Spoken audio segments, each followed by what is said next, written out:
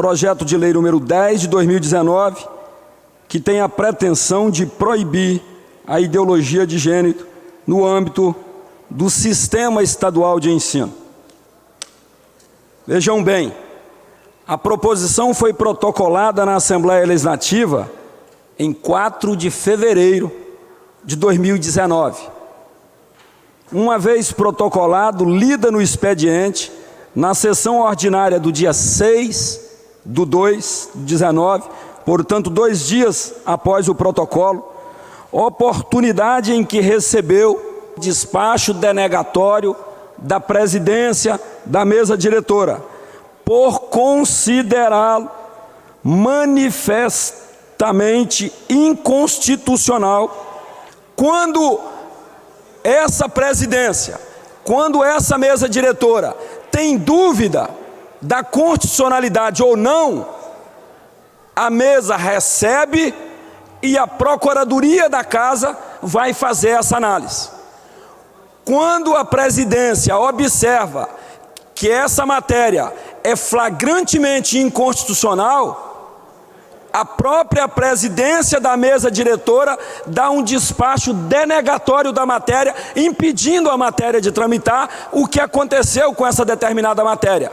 Porém, o autor da matéria, o deputado Vandinho Leite, recorre para a Procuradoria da Casa. E o procurador diz o seguinte: a Constituição Federal, em algumas hipóteses, reserva a possibilidade de dar início ao processo legislativo a apenas algumas autoridades ou órgãos, como forma de subordinar a eles a conveniência e a oportunidade da deflagração do debate legislativo em torno do assunto reservado.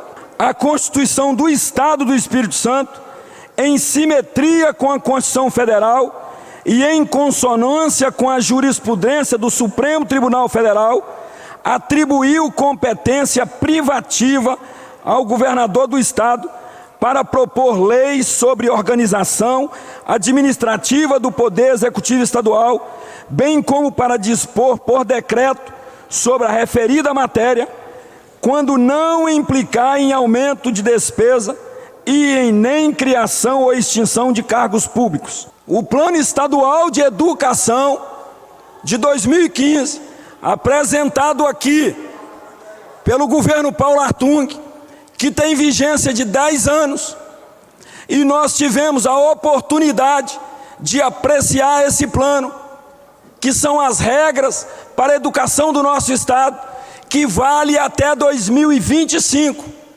Portanto, atende o que diz o procurador aqui, que é a prerrogativa do governo do Estado, independente quem é ele, e quem apresentou o Plano Estadual de Educação não foi o governador Renato Casagrande, foi o governador Paulo Artung, em 2015, e como é prerrogativa exclusiva do governador, o governador teve oportunidade de colocar o que quisesse no plano estadual, porque não é prerrogativa do deputado estadual apresentar as regras para o funcionamento do governo, das suas secretarias.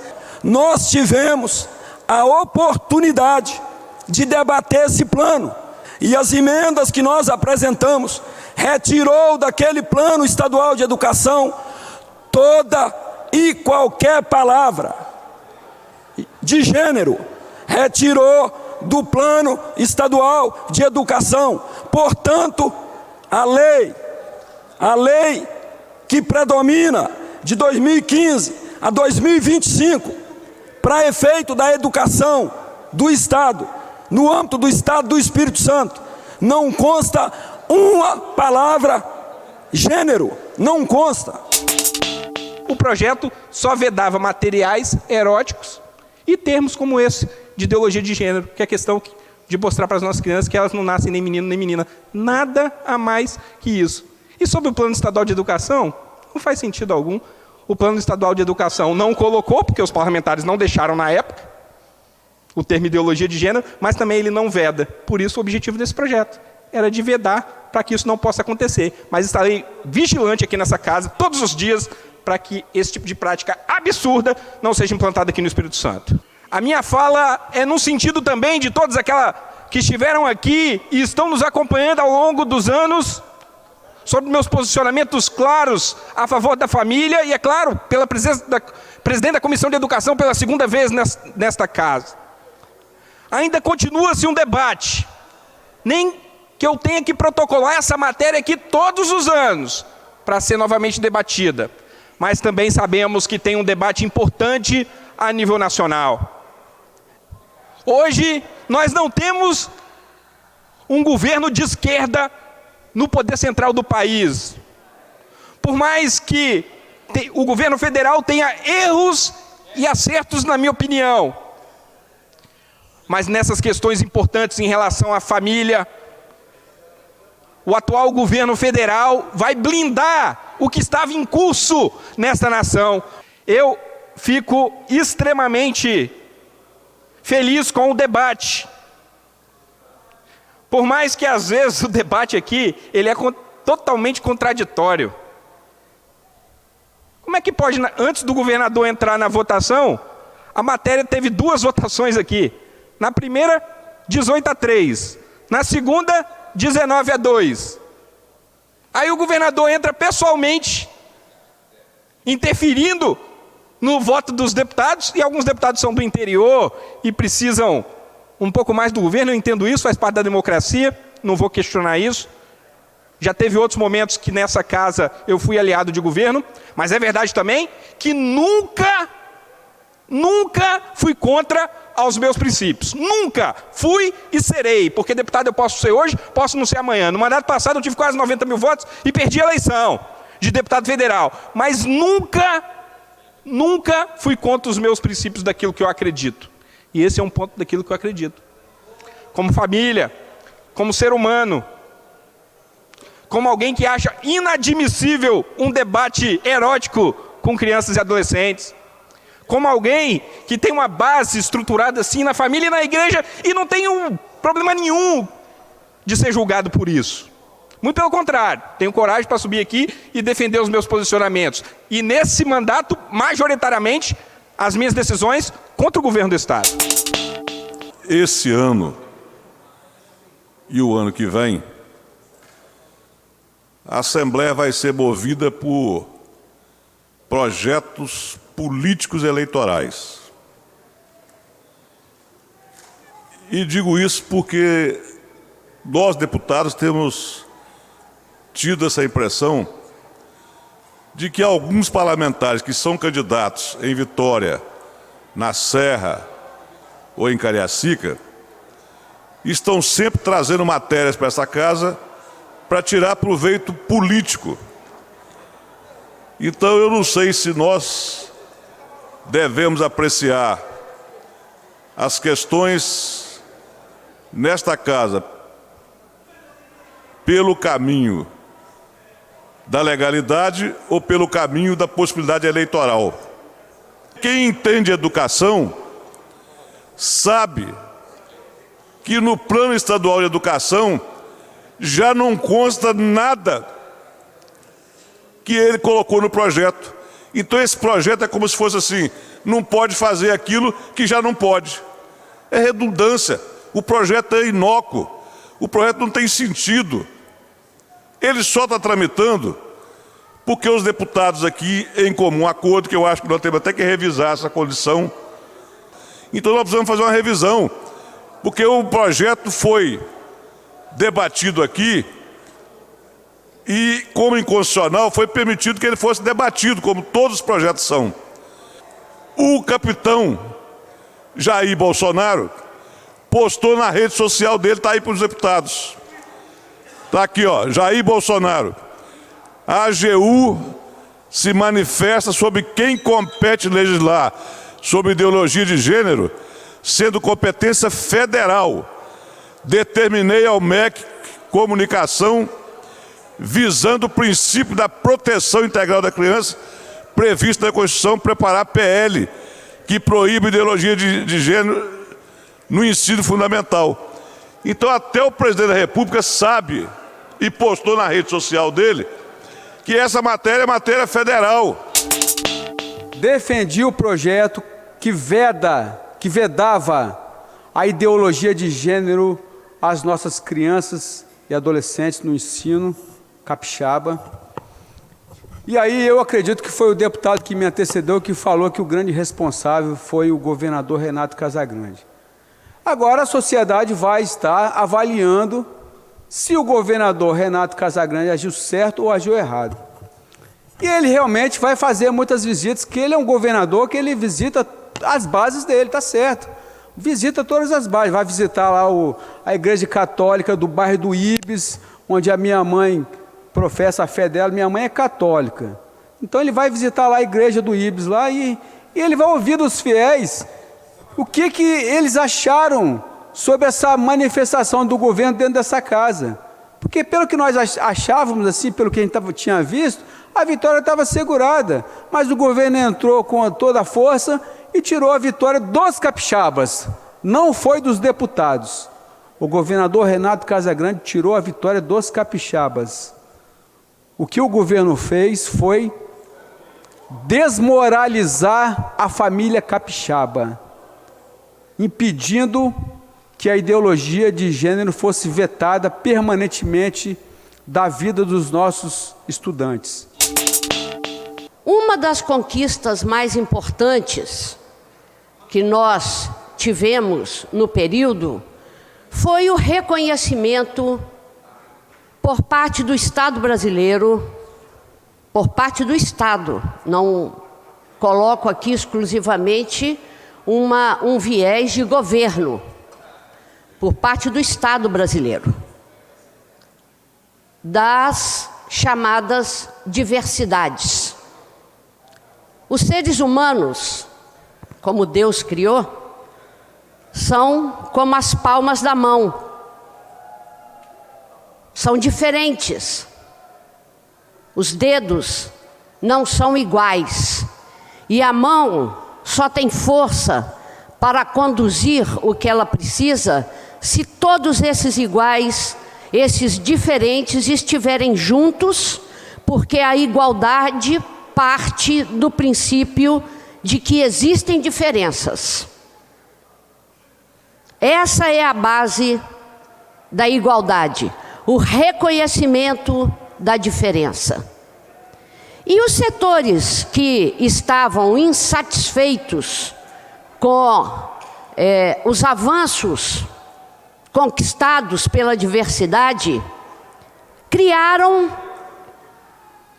um fake, como na maioria das vezes nós vivemos no Brasil, é o país do fake, criaram um fake chamado ideologia de gênero, que não está baseado em nada da ciência, não está baseado em nenhum estudo com nível de profundidade capaz de conceder às pessoas a necessária tranquilidade e segurança a respeito do que significa ideologia de gênero. Nós estamos criando um problema dentro das escolas. Nós estamos criando uma falsa visão dos alunos em relação aos seus professores. Nós estamos criando dentro das escolas a ideia de que o professor é um inimigo do aluno e da família. Isso é uma injúria contra os professores. Então é muito importante nós termos aqui esse debate, e é muito importante nós termos essa casa se posicionar, os colegas se posicionarem, cada deputado aqui de forma republicana, de forma democrática, mostrar o seu ponto de vista, mostrar a sua forma de enxergar, a sua forma de olhar a questão da ideologia de gênero. E eu quero primeiramente me posicionar E, muito embora hajam opiniões divergentes, eu quero aqui, num ponto, concordar com a deputada que me antecedeu, a deputada Irine Lopes, de que não existe ideologia de gênero, tá? Não existe, porque isso é algo que está sendo criado por uma ideologia maior, por um sistema ideológico mundial que tem tentado impor e empurrar de goela abaixo algumas doutrinações ligadas principalmente à questão sexual e à questão da sexualidade. Estão tentando também atrelar a escola a esse conluio, atrelar a escola a essa indústria de massificação e de formação de mentes inocentes. Estão tentando assassinar a mente das nossas crianças. Sexualidade, orientação sexual é para a família, é para o pai, é para a mãe, é para o ambiente familiar passar esta orientação. E em sala de aula, embora quase que em grande parte da minha vida eu tenha dado aula de geografia, eu nunca me furtei a discutir qualquer assunto que os alunos tivessem interesse em discutir. E isso era muito positivo, porque para quem entende de educação, eu não estou falando para quem acha que entende. Para quem entende de educação, a educação brasileira ela é norteada principalmente pela Lei de Diretrizes e Bases da Educação Brasileira, pelas diretrizes curriculares nacionais e, a partir do ano que vem, pelo BNCC, finalmente. E a educação tem como um dos nortes preparar para a cidadania. Como você prepara para a cidadania na escola, se as pessoas acham que na escola só se ensina português, química, matemática, geografia, exatamente como está no livro? Não se forma cidadão. Estudar e ter um currículo plural é fundamental. Não é uma questão de que se as pessoas concordam ou discordam do que está ali, mas a necessidade de que esteja. Eu gostaria de questionar a questão desse projeto que está aqui. Qualquer pessoa que entenda efetivamente, que esteja agindo com honestidade intelectual, sabe que o currículo e tudo aquilo que muda-se no currículo tem que ser de autoria do executivo. Outra questão que é muito importante é que, tanto na Base Nacional Curricular quanto no currículo ora em vigor no Brasil, não tem uma única menção à ideologia de gênero, porque todo mundo sabe que o termo ideologia de gênero foi criado, e ele não é real, porque ideologia é socialismo, comunismo, anarquismo, isso é ideologia. Você não pode falar em gênero com ideologia, então teríamos o quê? Capitalismo de gênero, comunismo de gênero, seria isso? O que tem no currículo é identidade de gênero. E quando se fala que aparece identidade de gênero várias vezes, tem que se dizer em que contexto aparece. Porque a ideia de que na escola professores estão ideologizando, doutrinando alunos, é uma ideia estapafúrdia. Isto vem da mente doentia de quem não conhece uma escola por dentro. Nos últimos 4 anos, eu visitei 270 escolas estaduais. Em nenhuma delas, pais, alunos ou professores disseram: olha, o nosso grave problema aqui é que os professores estão doutrinando alunos. Todos os dias eu recebo várias denúncias de pais, de professores, de alunos. Nunca recebi uma denúncia dizendo sobre doutrinação em escola. Até porque quem conhece uma escola, quem já foi professor, mas professor de verdade, sabe que se um professor tivesse a capacidade de doutrinar alguém, doutrinaria os alunos para estudar, para chegar na escola na hora certa, para fazer a prova no dia certo, para cumprir com os deveres que são passados, para entregar o trabalho na hora certa. Nós não conseguimos fazer isso. E eu gostaria de questionar quando se fala que nas escolas estão doutrinando meninos para pensar como meninas ou vice-versa, de caso concreto. Qual é a escola que está fazendo isso? Qual o professor que está fazendo isso? Tragam aqui um exemplo de um pai que vai dizer assim, olha, meu filho se identificava com gênero masculino, mas aí os professores doutrinaram e agora ele se identifica com gênero feminino. Ora, isso é uma coisa que me dá até preguiça de discutir isso, de tão bobo que isso é. Imagine se um dia um professor discute na sala de aula, nós temos diversas disciplinas com diversos conteúdos.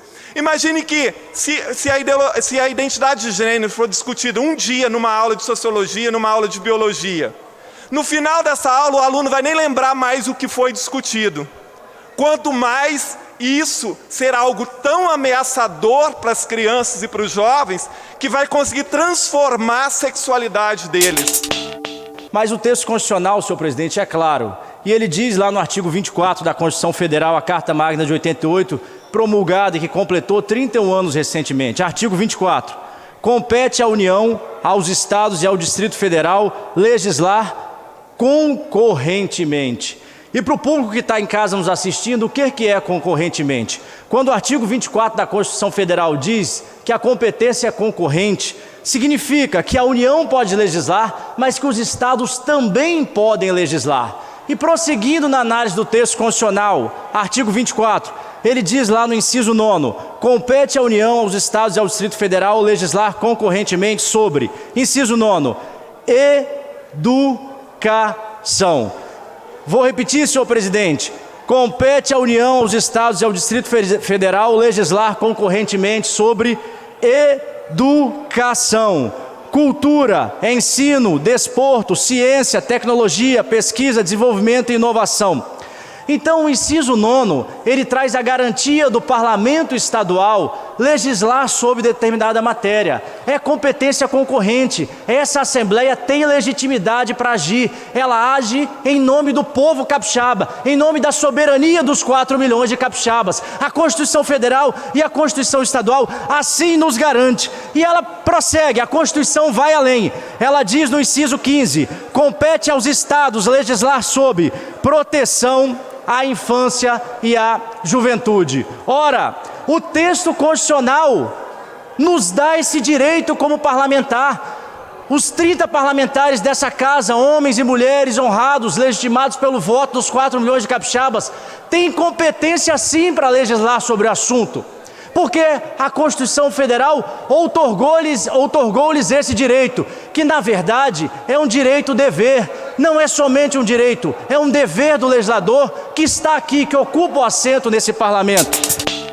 É que existe nessa casa uma tramitação de processo, os projetos de lei que todos nós deputados apresentamos, independente da gente analisar que eles são constitucionais ou não, existe uma tramitação e o deputado coloca essas matérias até mesmo inconstitucionais, porque elas são importantes para serem discutidas. E quando existe a primeira análise, que é a análise preliminar, esses projetos, eles podem ser considerados inconstitucionais e por isso eles recebem inicialmente o chamado despacho denegatório da mesa diretora. A pedido do autor, nós, deputados, temos uma visão de que, se o autor pede que a matéria tramite para que haja uma discussão, a gente, em benevolência ao autor, por ser uma matéria importante como é essa que nós estamos discutindo hoje, é uma matéria muito importante que divide opiniões na sociedade, o que se faz? Se libera a matéria, se derruba o despacho denegatório para que a matéria tramite, mas mesmo sabendo que a matéria é inconstitucional, esse despacho é derrubado.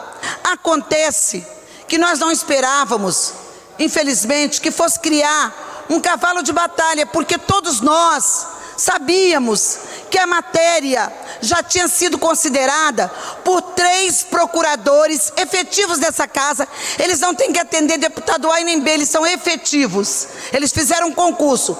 3 procuradores, o procurador-geral, o procurador de piso e o procurador das câmaras setoriais, são 3 que analisam, já haviam analisado a matéria como inconstitucional. Porque é um projeto importante para as famílias capixabas. Além do parecer que o próprio deputado Enivaldo e os demais deputados colocaram aqui que o presidente Bolsonaro vai fazer o projeto, essa casa trouxe a decisão antes para a Assembleia e está seguindo a orientação que daqui a pouco se tornará uma regra nacional. É um debate exaustivo aqui dessa casa, onde todos argumentam, o governo, o deputado, e no final, como o próprio líder disse, o projeto será apresentado no governo federal e passará, e será um projeto de lei que vai regir não só a Assembleia, o Estado do Espírito Santo, mas todos os estados da federação. O argumento do autor desse projeto, que é o deputado Vandinho, ele usou um argumento que no dia me convenceu. Eu me senti, daí uns dias, um pouco traído, deputada, porque ele disse que o projeto, que o currículo, a grade curricular, criada pelo governador Casagrande, pelo secretário Vitor de Ângelo, citava 199 vezes o termo ideologia de gênero. Olha só, eu não tinha como votar contra o projeto naquele momento. Eu acreditei no autor do projeto. E, infelizmente, eu me senti traído. Por que eu me senti traído? Porque, na verdade, essa grade curricular, esse currículo foi apresentado pelo governo anterior, aprovado pelos deputados aqui presentes da gestão do exercício anterior. O Mansur, que está aqui, fazia parte, votou a favor. Os deputados, quase que por unanimidade, eu acredito que por unanimidade, votaram a favor, e eu parabenizo, porque realmente o que o governo anterior propôs não citava ideologia de gênero. O que a Assembleia votou não citava ideologia de gênero. Então houve uma má fé na hora de argumentar. Não só o que estão nas galerias, que tem o lado contrário e tem o lado favorável. Isso faz parte da democracia. Não é porque eu vou votar contra ou a favor que os democratas, eu acho que todo mundo aí é democrata, vai xingar o deputado. Isso aí não leva a nada. Mas eu me refiro aqui principalmente a alguns deputados do plenário, e que aqui não teve nenhum deputado que viesse falar sobre isso. Vocês fugiram? Mostra a cara. Não pode se esconder do povo. Vota sim ou vota não. Esse é o andamento do parlamento, desse sodalício. Já falaram muita coisa aqui, coisas que estão dentro da lei, coisas que estão fora da lei.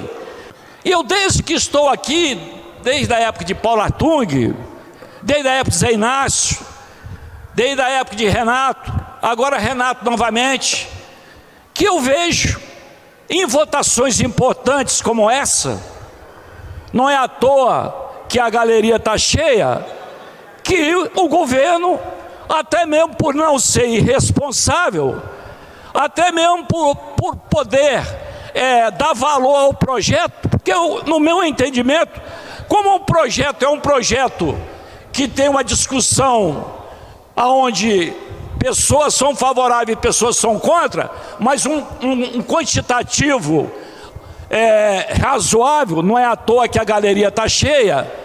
vêm pessoas aqui exatamente do governo, e não poderia deixar de ser, né, para olhar que é um direito democrático.